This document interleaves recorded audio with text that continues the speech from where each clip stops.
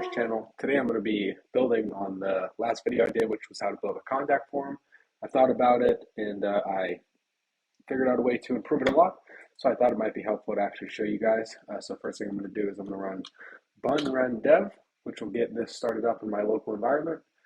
Right here, we can go to localhost 3000 once it gets started. And I'll pull up the new page that I've created. All right, great. So this is ready in our local environment. So I'm going to hit Control and then click on this, and it'll pull up a tab. Excuse this. Looking forward to watching that video later. All right. And you'll see on this new page, what I've decided to do is keep the contact form within the landing page, because I feel like the more clicks you make a user go through, the less likely you are to get that desired outcome. You know, if you think about a sales funnel, the easier you make it for the user to get that end goal, the more likely they are to click that. That's why Amazon has one tap pay, Apple Pay has one tap pay, Google has one tap pay, and Amazon carts now, I'm pretty sure, especially if you've already signed up and you've Prime, just one click and that thing will be shipped. So here's a new website. If you watch the older video, you'll see that it was not as good looking. I put mine and Q's picture on the same row, and then right here I just had the contact form on the same page. So real quick, we can go through the code. What I've done is added a modal. So when this form gets submitted, I'll show you guys first. Example at gmail.com 111 500 1111 message. This is a test for the YouTube inaugural video. Awesome. And then what's going to happen is when I click send, a modal will pop up that says basically this is loading. Once we receive confirmation, you will be redirected to a new page. Keep an eye up here. This is running in my local environment, so I will click this. Your submission is being processed and you will be redirected once we confirm a successful submission. And then up here, it will reload and process me to hopefully the successful page if everything goes through the happy route. And it looks like it did. Thanks for getting in touch. Someone from our team will contact you if we are a good fit together. That form got sent off to my email, so all of that information was sent to my email. But if it didn't go through, then we have a sad route, right? So we have if console log submission successful. So I should be able to look in my console and see a successful submission. Let's see, console.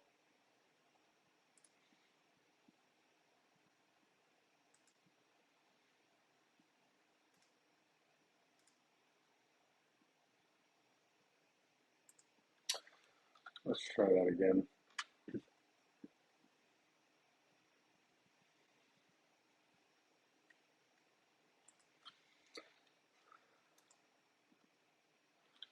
Test at Gmail.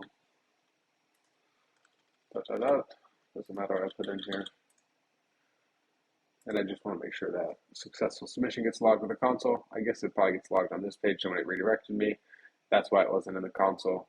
But I just want to double check that because I could be wrong on that. All right, so send.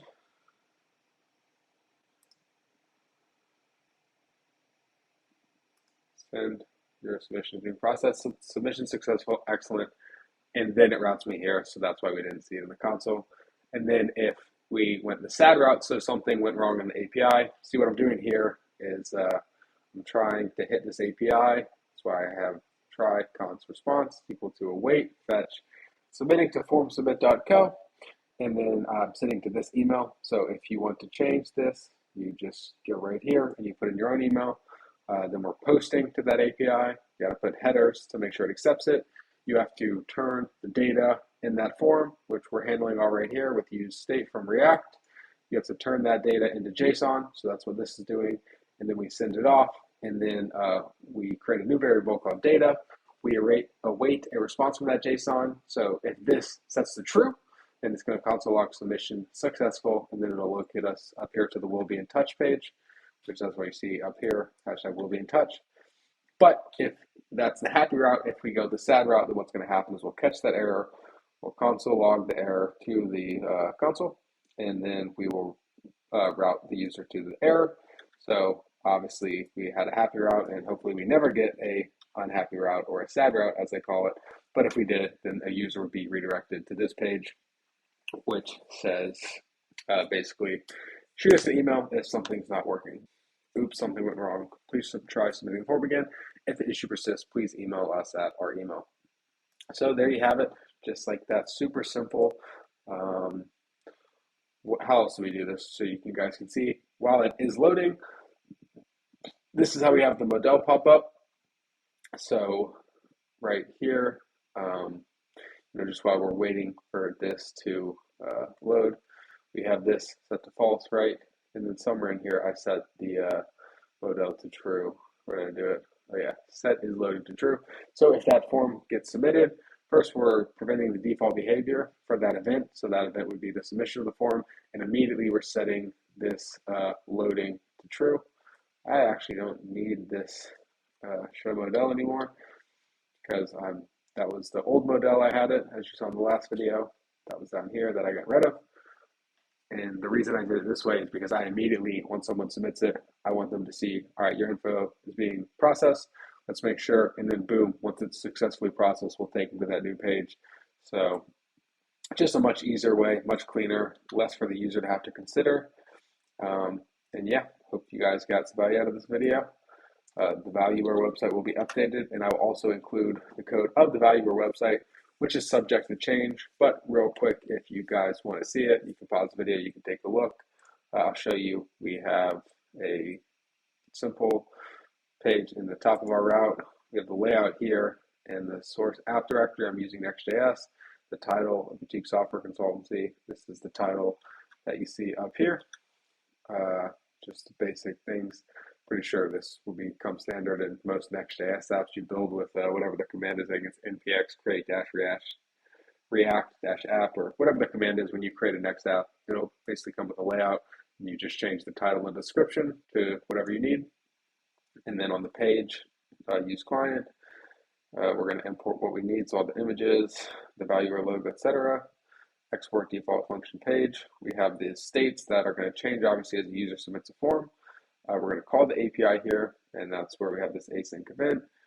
React form, prevent the default, set the is loaded to true, so that modal will pop up when someone has submitted the form data, which is these things that we're keeping here. We're sending that to formsubmit.co. Remember, change this part to your own email. If you want to create your own landing page, post it, because that's what we're doing. We are posting something. Get your create, read, update. When you're talking to an API, you're either going to want to create something, read, update, or delete something. CRUD actions. So the action we're taking here is we're posting, we're creating something. The headers, content type, accept. Obviously, read the documentation of whatever API you're working with, but these are what the headers you need if you want to work with form submit, and turn that data right here into JSON. So that's what this is doing. And then create a new variable called data, await a response. And then if that is successful, if that turns to true, so this basically checks if true, otherwise false. So it's checking for a Boolean, and when it registers true, what it's going to do, we saw in the console, it gets logged submission successful, and it'll reroute us to we'll be in touch route. You can obviously name it whatever. And then here I've created the will be in touch. Super simple, just a will be in touch, thanks for getting in touch. I turned the text blue, 700, and teal 900. Obviously, you can change that to whatever you want.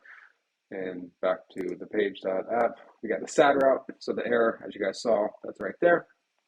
And then, the is loading. This gets set to true, obviously, when someone submits the form. That'll pop up, and then basically just all the copy you saw there, which is probably not as relevant as all the other stuff.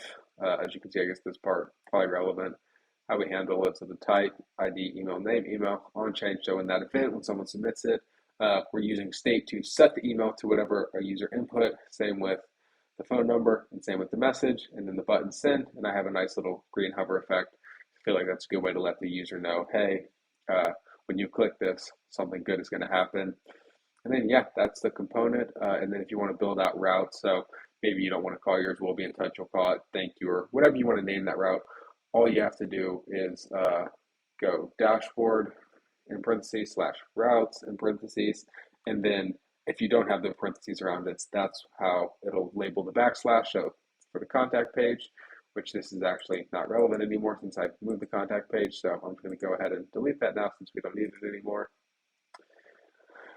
But we do need the error page in case something happens and we go the sad route. And if we go the happy route, as hopefully it goes, then we will be in touch as the backslash. And yeah, simple as that. So hope you guys got value out of this video. I'm going to constantly be updating the website, so this is prone to change, but the code is open source and it's pretty simple. Again, I've shown you guys how to go through all of this, and I'll give you one more scroll in case you want to pause the video and adjust as needed.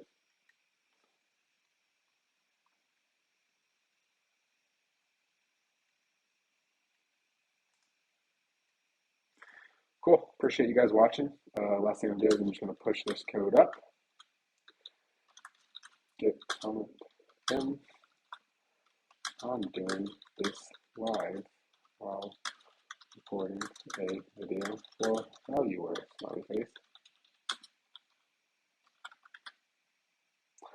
And then I'm going to push those changes up. And now the changes should be active on the actual website. And that is officially it. Thank you guys for watching.